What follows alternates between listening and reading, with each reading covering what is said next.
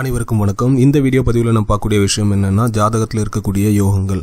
எப்படி ஒரு ஜாதகத்தில் நிறைய தோஷங்கள் இருக்கோ அதே மாதிரி சில யோகங்களும் இருக்கும். யோகங்கள் அப்படின்றது லக் அந்த மாதிரி அர்த்தம் இல்லை. சில கிரக இணைவுகள் இருந்தது அப்படின்னா அதற்கான சில நற்பலன்களை யோகங்கள் அப்படின்னு சொல்லலாம்.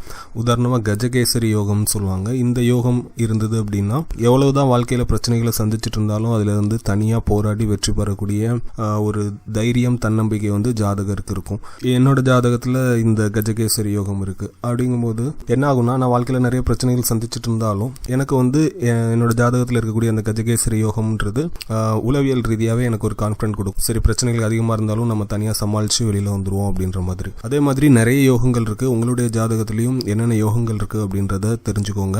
அதில் சில யோகங்கள் மட்டும் நான் சொல்கிறேன். உங்களுடைய ஜாதகத்தில் ஒரு ஜோதிடத்தை கொடுத்து நீங்கள் கேட்கும்போது என்ன யோகங்கள் இருக்குது அப்படின்னு தெரிஞ்சிட்டிங்கன்னா, அதுக்கான பலன்கள் என்னன்றதையும் தெரிஞ்சிட்டிங்கன்னா அந்த கிரகங்கள் தசாபுத்தியின் போது அந்த யோகங்கள் சிறப்பாக செயல்படும். இதில் தர்ம கர்மாதிபதி யோகம் அப்படின்னு ஒன்று சொல்லுவாங்க. பிஸ்னஸ், ஆன்மீகம் இதிலெல்லாம் கொஞ்சம் பெரிய அளவில் இருப்பாங்க. அடுத்தவங்களுக்கு ஹெல்ப் பண்ணக்கூடிய ஒரு தாட் இருக்கக்கூடிய மக்களாகவும் இங்கே இருப்பாங்க. இந்த தர்ம கர்மாதிபதி யோகம் அப்படின்றது இருக்கிற பரிவர்த்தனை யோகம். இந்த பரிவர்த்தனை யோகம் இருக்கும்போது 2-3 கிரகங்கள் ஜாதகத்தில் பரிவர்த்தனையாக இருந்ததுன்னா, அதுவும் நல்ல கிரகங்களுடைய பரிவர்த்தனை அப்படின்ற போது நல்ல பாவத்தில் அந்த பரிவர்த்தனை ஏற்பட்டிருந்தது அப்படின்னா சடன் சேஞ்சஸ் திடீர்னு சாதாரண ஒரு நபராக இருந்துட்டு இருப்பாங்க. ஒரு குறிப்பிட்ட காலத்துக்கு அப்புறம் வாழ்க்கையில் பெரிய ஆளாக மாறுறதுக்கான அமைப்பை கொடுக்கும்.